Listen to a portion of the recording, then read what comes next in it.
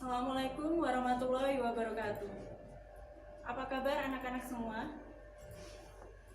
Semoga anak-anak selalu dalam keadaan sehat walafiat dan tetap semangat belajar walaupun kita pembelajaran jarak jauh. Nah, kali ini Bu Rina akan menyampaikan materi pertama pembelajaran IPA kelas 7. Nah, materi kali ini kita akan membahas tentang objek IPA dan pengamatannya. Nah, apa saja yang akan kita pelajari? Nah, tujuannya ini ya. Yang pertama adalah menjelaskan 3 komponen keterampilan proses, pengamatan, inferensi, dan komunikasi. Yang kedua, dapat menjelaskan kegunaan mempelajari IPA. Dan yang ketiga, anak-anak dapat menyebutkan objek yang dipelajari dalam IPA.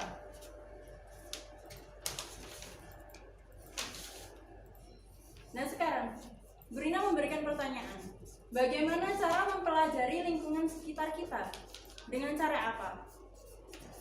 Dengan cara penyelidikan ilmiah. Nah, penyelidikan ilmiah itu apa? Kita akan mempelajari pada bab ini. Nah, penyelidikan ilmiah itu ada 3 komponen. Yang pertama itu ada mengamati. Mengamati di sini bukan berarti hanya menggunakan panca indera mata kita, tapi harus menggunakan 5 panca indera kita. Misalnya seperti ini, Bu Rina punya sebuah botol, ya, sebuah botol kita amati. Bukan hanya sekedar fisiknya saja, misalnya, oh warnanya transparan, tutupnya hitam, bukan hanya seperti itu, tapi menggunakan 5 panca indera kita.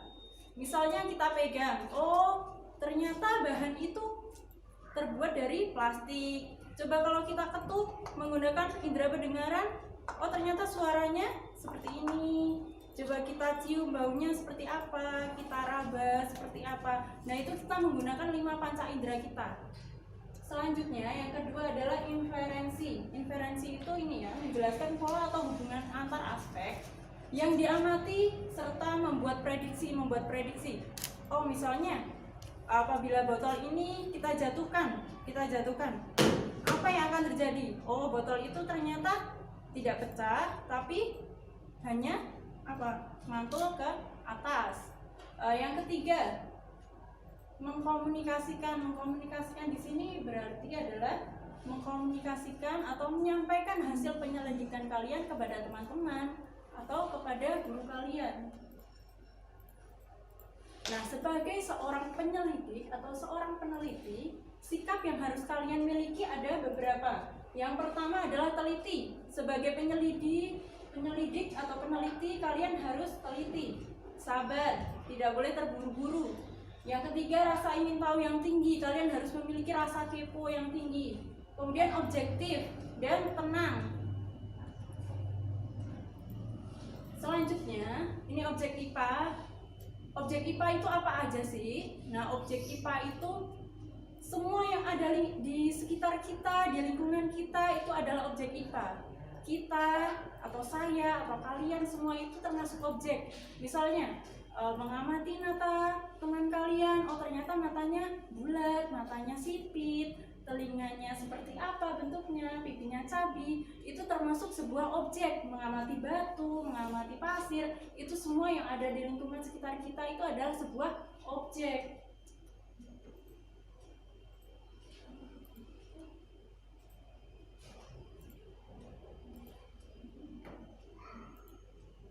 Selanjutnya ini, IPA itu terdiri dari apa aja yang kita pelajari di kelas 7 ini. Ada kimia, biologi, fisika, dan yang terakhir ada ilmu bumi dan antariksa. Terdiri dari ini. Jadi IPA di kelas 7 ini IPA terpadu, ya. Terpadu dari semua ini. Nah, sekarang langkah-langkah metode ilmiah. Saat kalian meneliti suatu masalah atau suatu penelitian, kalian harus menggunakan langkah-langkah metode ilmiah. Ini ada 7. Yang pertama, menyusun rumusan masalah. Jadi kalian harus mencari masalah terlebih dahulu. Masalahnya kalian harus dicari. Misal misal kenapa air kotor bisa kotor, kenapa Bagaimana cara menjernihkan air yang kotor? Nah, itu kalian bisa menyelidiki, kalian cari masalah terlebih dahulu. Yang kedua, mengumpulkan data awal. Kalian harus mencari dasar teorinya seperti apa, mencari buku-buku referensi di perpustakaan, mencari di internet, seperti itu. Kemudian merumuskan hipotesis. Hipotesis itu apa? Nanti kita akan bahas selanjutnya. Yang keempat, melakukan eksperimen. Eksperimen, tahu ya semuanya eksperimen. Eksperimen itu adalah percobaan atau penyelidikan.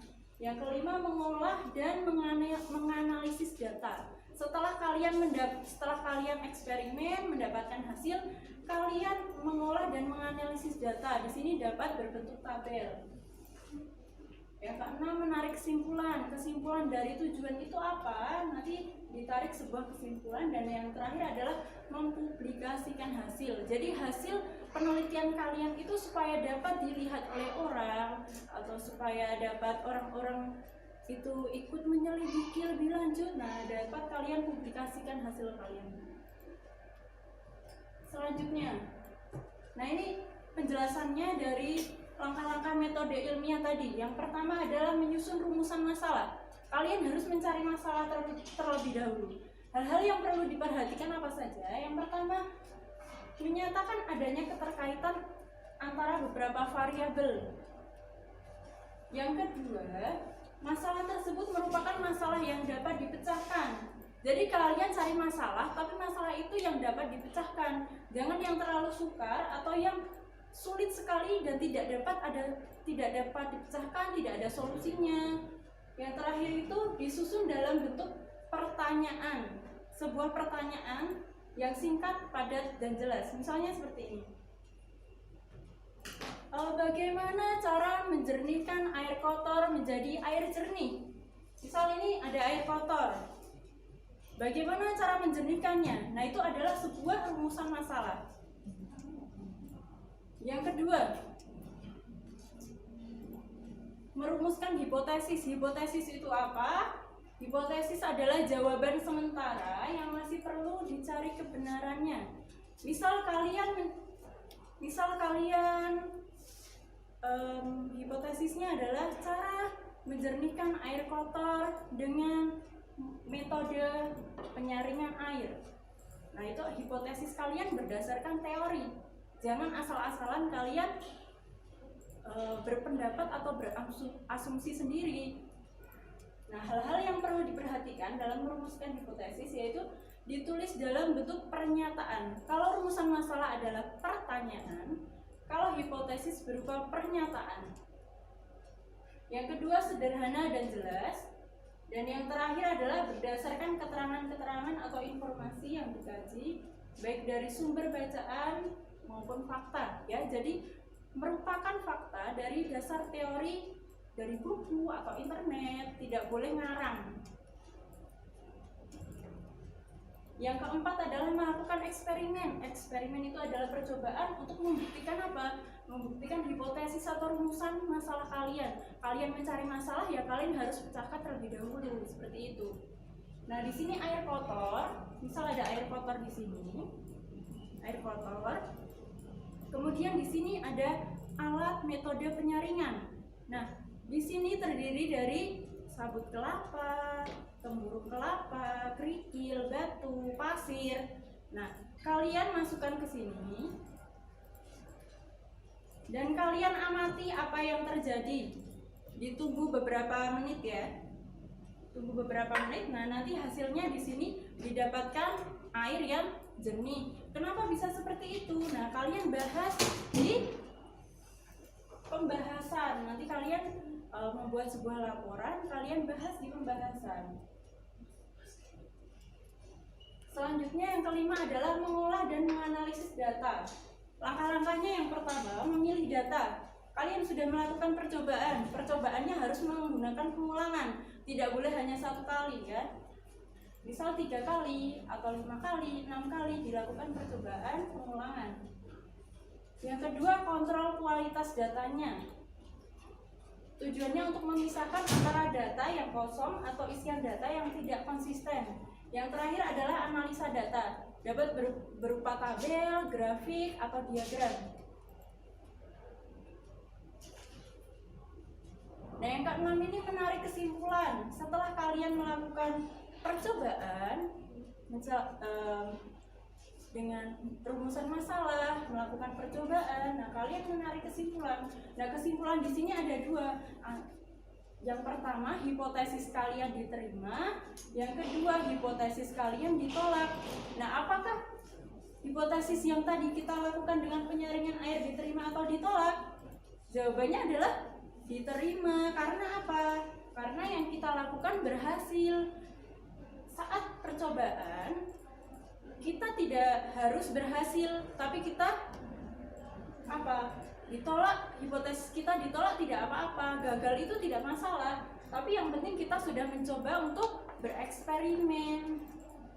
Yang ketujuh ini yang terakhir adalah mempublikasikan hasil kita dipublikasikan kepada orang lain, kepada guru, kepada teman-teman. Tujuannya untuk apa?